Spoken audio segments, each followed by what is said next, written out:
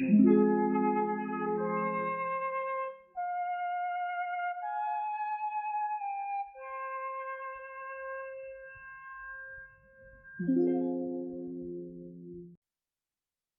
Caesar's assassination on March 15th, 44 BC, marks one of the most significant moments in Roman history.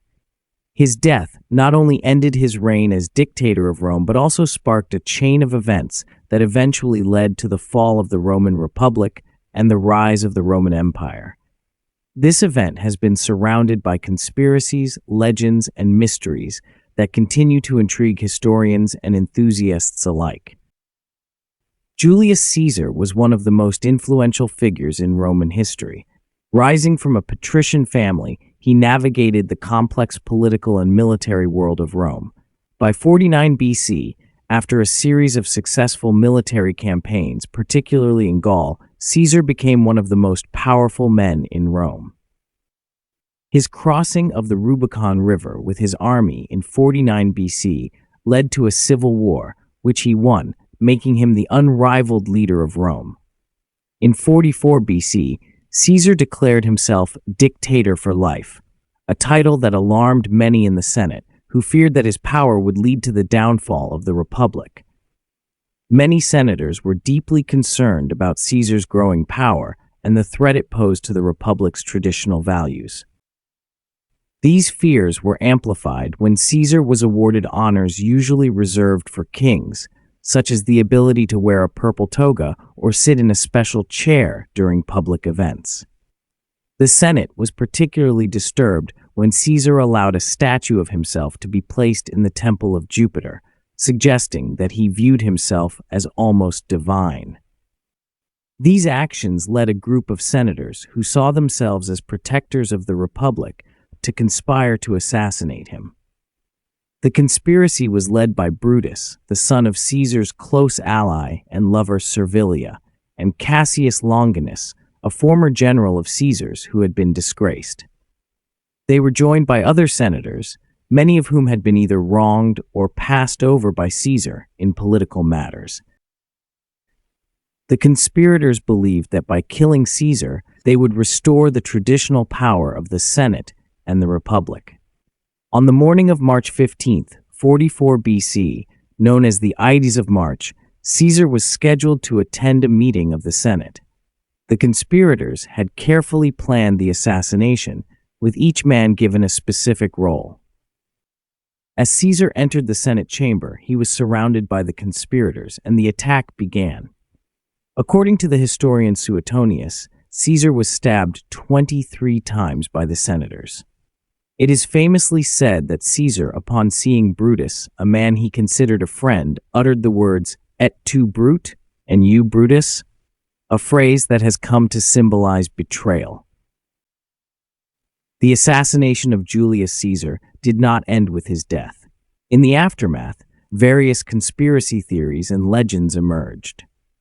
Some believed that the death of Caesar was part of a greater plot, orchestrated by forces outside the Senate, possibly including rival political factions or foreign enemies.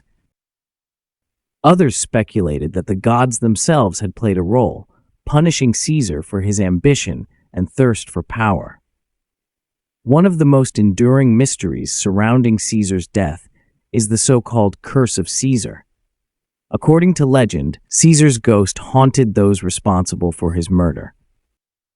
Brutus, who had been Caesar's protege, is said to have been tormented by visions of Caesar's ghost before taking his own life after the defeat of his forces at the Battle of Philippi. It is said that the ghost of Caesar appeared to him, calling out, "Brutus, you too shall die." This haunting prophecy contributed to the idea that the assassination was doomed to lead to further bloodshed. Caesar's assassination did not bring the Republic back to its former glory, as the conspirators had hoped.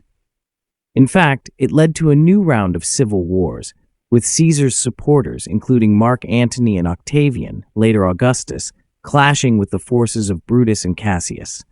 The power struggle ultimately culminated in the defeat of Brutus and Cassius at the Battle of Philippi in 42 BC. Mark Antony and Octavian emerged as the victors, but their alliance would soon unravel, leading to a final confrontation between them. In the years following his death, Julius Caesar's legacy became more mythologized. In 42 BC, after his assassination, the Senate declared him a god, and he was posthumously honored with a temple dedicated to him in Rome. The idea of Caesar as a divine figure became central to his legacy and contributed to the consolidation of power by his adopted son Octavian, who became the first emperor of Rome, Augustus. Augustus used Caesar's deification to strengthen his own rule, positioning himself as Caesar's heir and protector of the Roman state. The death of Julius Caesar ultimately did not restore the Roman Republic, as the conspirators had intended. Instead, it set the stage for the rise of the Roman Empire. Augustus, Caesar's adopted heir, became the first emperor of Rome, and the Senate, despite its attempts to regain power, would never again control the destiny of the Roman state as it had during the Republic. The assassination of Julius Caesar is one of the most famous events in history, filled with intrigue, betrayal, and legends. The conspiracy to kill him, the manner of his death, and the immediate aftermath have inspired countless stories and interpretations over the centuries. Caesar's death marked the end of an era in Roman history and the beginning of a new one that would see the rise of the Roman Empire. His legacy continues to be remembered, and his death remains one of the most significant moments in the history of Rome.